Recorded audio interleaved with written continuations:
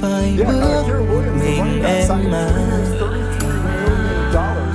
Có những nỗi niềm anh gửi vào gió chẳng muốn nói ra.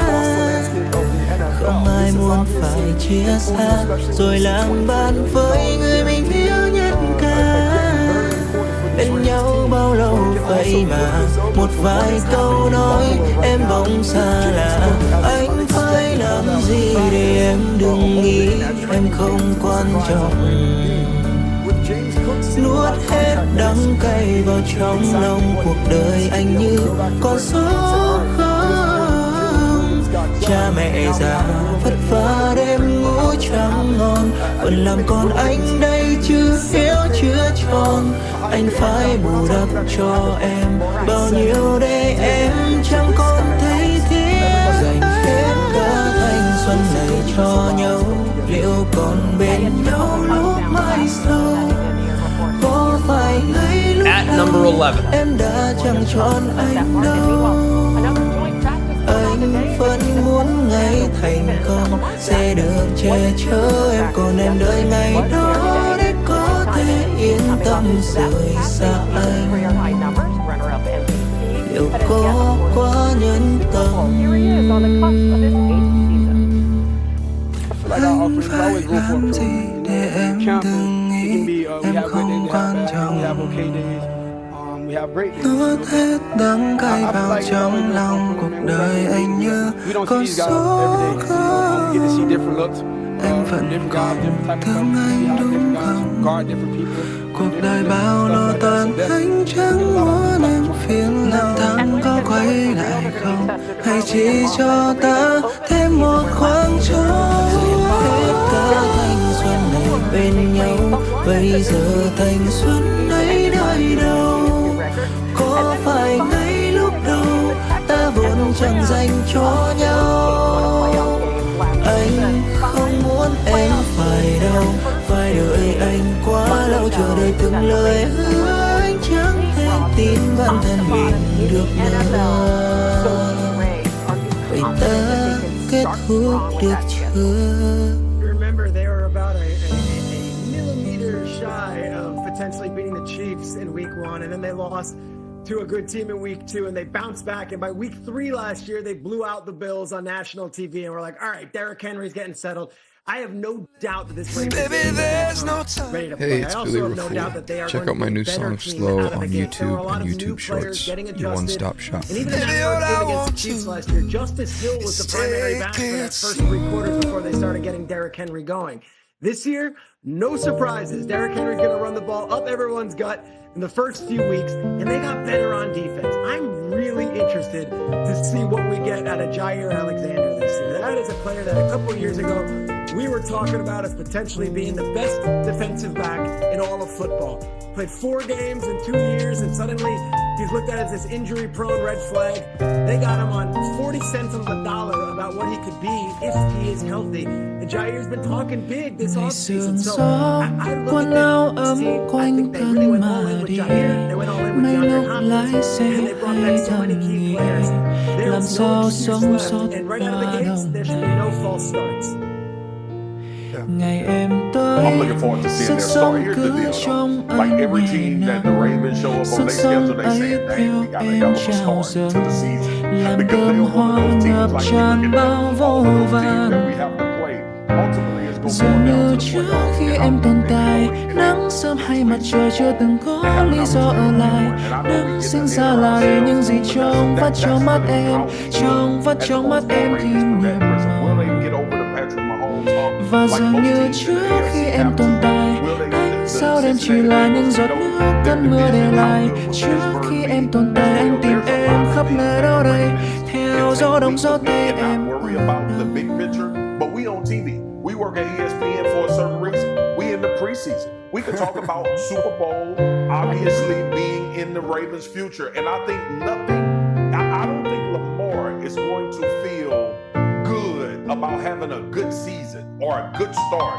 This team has put themselves in a position now where it's Super Bowl or bust. And I know everybody talks about that, but this team has been super close. AFC championships, deep playoff runs. Now it's time to get over the hump. The start Mùa will be hè great, tới, positioning in the nó chỉ playoffs if tới they get khi it done, em but lại nobody expects the chơi. Baltimore Ravens Sức to be sống perfect véo coming out von of week giai 6. điệu mới, làm đơm Mark is hoa ngập 100%. It's like tràn being Phil bao Mickelson vô and Tiger vàn Woods vô era. vàn Like, ý. it's gotta be Anh exhausting không for muốn them because nhìn they've got về the đằng Chiefs and sau, Patrick muốn tìm Mahomes về constantly. hôm And đầu. honestly, Nếu the như nước Bills mắt đã rơi are hôm qua sẽ similarly cùng sentient when nắng it bốc comes hơi to that. hôm nay, nên And to anh a lesser tìm degree, về the tương lai. Bengals. Muốn It's all ở about gần just getting em the mai, postseason hãy for nâng a quá chance khứ at the có theo bên anh championship. chỉ They got là Purdy những in vết thương Buffalo. chưa lành, thì They để lost sáng Matt sớm nay With không all còn due đau respect, lòng they nữa. deserve it. It was a great win when they beat the Chiefs. Dường như But trước this khi was em their tồn moment. tại, When nắng it was sớm a hay regular mặt trời season, chưa it từng didn't có matter. lý It do did not ở matter. lại. Nắng And like, sinh ra là it's the để same những gì thing for the trong Ravens vắt this trong year. mắt They em, need their chance trong at vắt the trong mắt champ in the em thêm postseason. nhiều And màu. all due respect, everything they do in the Và regular dường như season trước is khi em X, tồn but they tại, can go ánh 17-0 sao đêm chỉ là những giọt lose nước again in the cơn mơ postseason. để lại. None of it Trước matters. khi em tồn tại, anh tìm Chỉ có có quên mình nào chứ? Sao mỗi tối anh chẳng thấy ai đón đưa? Anh chẳng thể yêu thêm anh nữa vì em, vì những ngày xưa.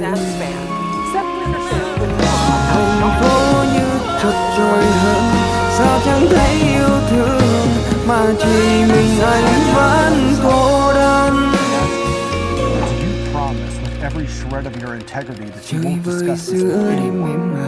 I said yes. He opened the phone. Inside were the names of the top quarterbacks in the draft, from Caleb Williams to J.J. McCarthy. In a series of proprietary measurements, Peyton had created a new formula. Watch baseball a series live of like a advanced super fan analytics with Game Day in search of features. answers to YouTube maybe the TV. hardest Terms and apply. most Cancel mysterious anytime. question in professional sports. Which great college quarterbacks have what it takes to become great NFL quarterbacks? And how do you know? NFL teams have thrown hundreds of millions of dollars at the question in many years, and the hit rate has been horrible. Where the hell was Fleet throwing that one? Since 2000, 75 Anh có nói quarterbacks have been rằng drafted in the first sao round. ta mất At nhau, least 37 tình yêu failed. bắt đầu When he không phải returned để to the tìm league as nỗi head coach đau. of the Denver Broncos Sợ in giây phút này 2023, chẳng còn Peyton needed to thấy find his em next bên Drew Brees. anh. He Vì began with an idea he had first developed when he scouted nhiều khi and missed nóng out on giận, Patrick Mahomes in nhiều khi cãi 2017. nhau, để rồi cuối cùng The key ta was lại not to trở study về the với quarterback's nhau. successes, but to Đôi tay analyze his này cần failures. nâng He niu, felt that quarterbacks with high vì rates of em sacks là and người turnovers anh often panicked. yêu. So he looked at the rate of Dù negative cho plays against tận the thế quarterbacks. vẫn yêu em, vẫn yêu What em. percentage of the Đừng time không his ai plays giành were lấy, anh sack, không buông, fumble, anh không buông. interception? Dẫu It was cho a thời gian index of sorts. khiến anh For quên example, lãng, Mahomes' vẫn nhớ một throwing mình index em, was vì just em xứng đáng. 8.1%. Tận sâu tiềm thức anh yêu em, luôn yêu em. Và tầm mắt chỉ muốn em bên And in mình 2024, mãi. when he was in the Không market cho for a phép franchise em đến quarterback, với một he applied ai to the nếu như anh vẫn tồn tại. whose high sack numbers gave him a 17.5% score, to Drake May and J.J. McCarthy, whose ball security approaches resulted in relatively low scores of 10.5 and 7.8. Trời sẽ bớt lạnh, And then, rồi he mây ran sẽ numbers tan, on Oregon's rồi mưa Bo sẽ Nix. tạnh In khi mặt trời 878 khẽ dropbacks ngang. during his collegiate Em career, có biết Nix rằng was sacked tình only yêu 10 times. vốn không He never như fumbled, mặt not hồ once. yên ắng. Threw just 10 interceptions. Từng cái vỗ về, từng cái nắm tay, từng cái nhíu mày khi gặp nhiều điều đắng cay, và từng khóc trên vai nhau, rồi cùng ngủ tiếp đi trong yên bình. Dù cho tận thế vẫn yêu em, vẫn yêu em. Đừng không ai giành lấy, anh không buông, anh không buông. Dẫu cho thời gian khiến anh quên lãng, vẫn nhớ một mình em, vì em xứng đáng. Tận sâu tiềm thức anh yêu em, luôn yêu em. Thầm anh chỉ muốn em bên mình mãi, không cho phép em đến với một ai nếu như anh vẫn tồn tại. Dù cho trái đất hôm nay ta thành ra nhiều hứa, dù cho tận thế vẫn sẽ ôm chặt người anh thương. Chỉ cần có em bên mình là những phút giây yên bình. Dẫu có nhắm mắt vẫn không buồn.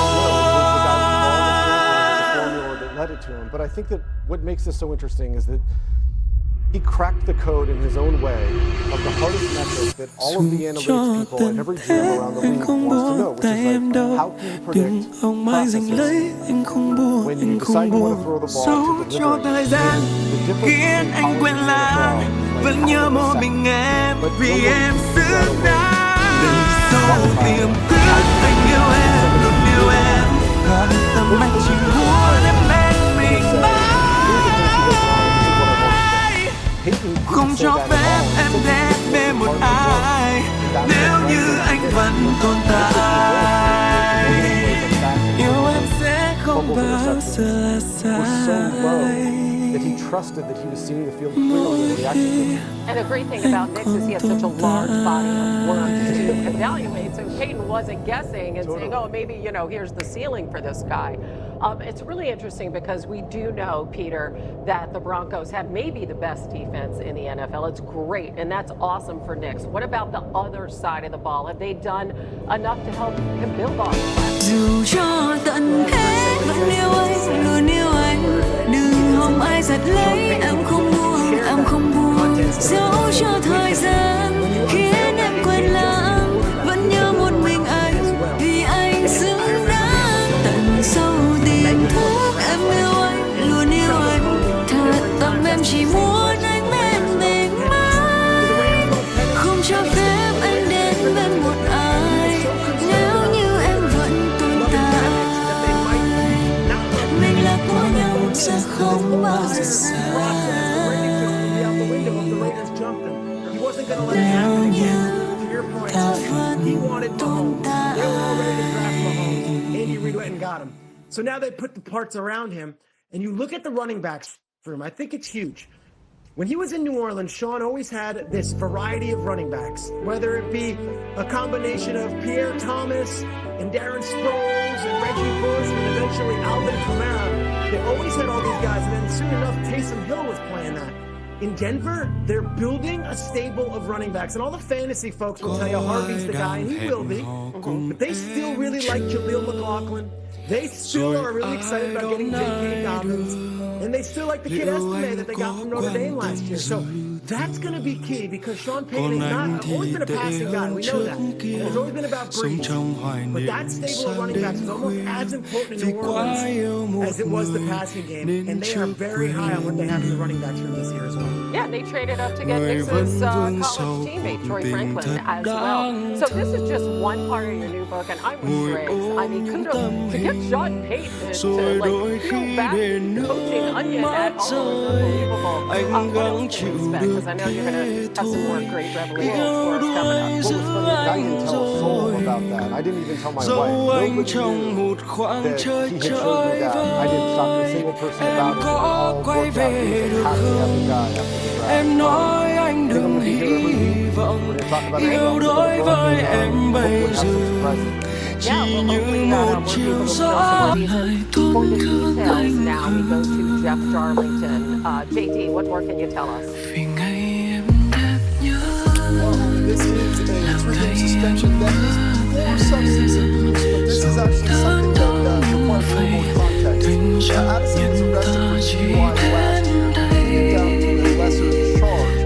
So this is related to that. The wording obviously is that it's a substance abuse situation. The suspension is for that. It's all related to that DUI. So this then will go away in terms of the punishment from the NFL. This is their final punishment as a result of that situation. So again, a 3-game suspension for two wide receiver. Obviously, very impactful considering the quarterback is trying to establish himself.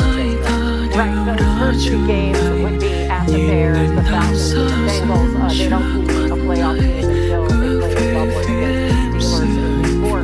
So I know obviously this affects defenses on the other side. They're going to be able to concentrate on Justin Jefferson. What does this mean for McCarthy and the Vikings offense as they try to get going with a new quarterback who essentially is a rookie? You mentioned Justin. Yeah, you mentioned Justin, Hannah. He's been dealing with injury himself, so he ain't had that great of a time with J.J. McCarthy and Cam either. But here's the deal, man. Like, as a rookie quarterback coming into a system, all of the confidence in the world in what Kevin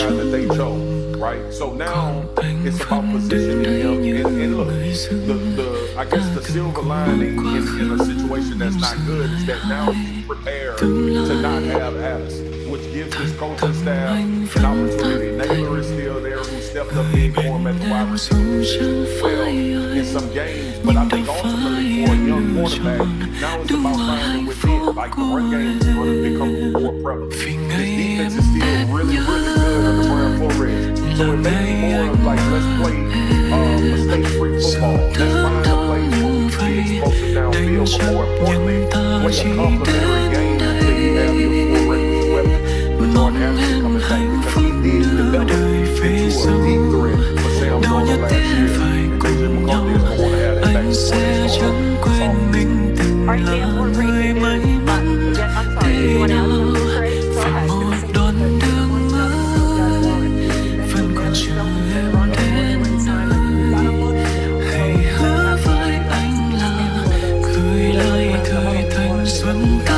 Exactly, it looked like a relatively maybe soft beginning for JJ McCarthy. Just got a lot more challenging. And as mentioned moments ago, young quarterback, round 3, Shedeur Sanders is expected to start Cleveland's preseason opener against the Panthers. How about that? First reported by Mary Kate Cabot, and that was confirmed by Jeffrey, and he's been dealing with some shoulder soreness as well. Trey, what do you think about this? This is the Shedeur effect. I perked up, I didn't anticipate this. And now it's okay. Shedor's gonna play. He's gonna play in the preseason game, and he's gonna have an opportunity to do it on national stage. This is why Shedeur Sanders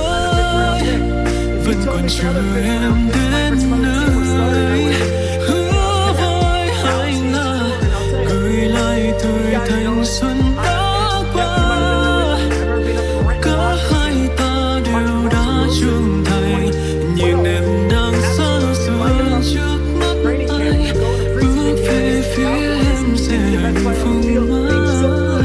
If you told me the other fifth round pick, my first team was starting, I would have a day 2 pick over Matt Flynn and over the late Travaris Jackson because he won the job. So Shedeur, I don't go and win the job. You're on national TV. Go and light it up. Throw the ball. Have fun. But I didn't buy the jersey, but I definitely perked up at the fact that he's going to be playing as number 1 on the Senate in this preseason game. I agree with you, Shreds. This is important. It does come with context. Kenny Pickett and Dylan Gabriel both dealing with hamstring issues. They're not putting Joe Flacco in there as their projected week 1 starter.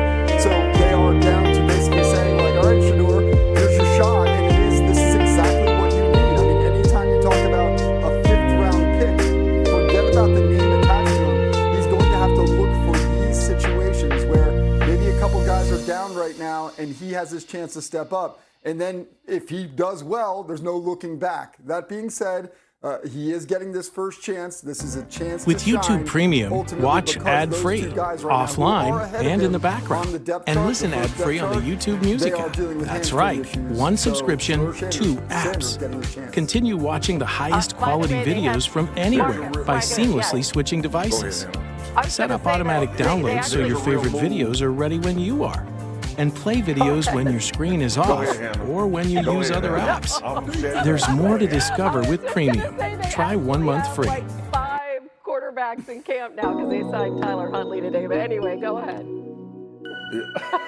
Yeah, Snoop. Snoop is in the building too. I was about to say though, like Shedeur is on record saying he didn't want Prime to come to practice because he wasn't doing that much. He wasn't getting those many reps. This is the opportunity that he has now to be fully in command of an offense, and this is critical. Like if we see a step up, if he starts getting one step above his reps that he's been getting, if his positional value moves up, it'll be based on how he performs in this preseason game. It may be a blessing in disguise for Shedeur Sanders, who needs to have the football so he can show people what he is and what he can be for this franchise. I think this is a bigger deal than just starting a preseason game for a 5th round pick. Not because it's Shedeur Sanders, but because we don't know what the 2 guys that are dealing with the hamstrings are eating. This is not clear cut about who the backup will be for all intents and purposes. We're thinking Pickett because of the experience, but this is a vital situation that Shedeur has, and also an opportunity for him to move up in that depth chart just by default based on the performance in a week 1 preseason.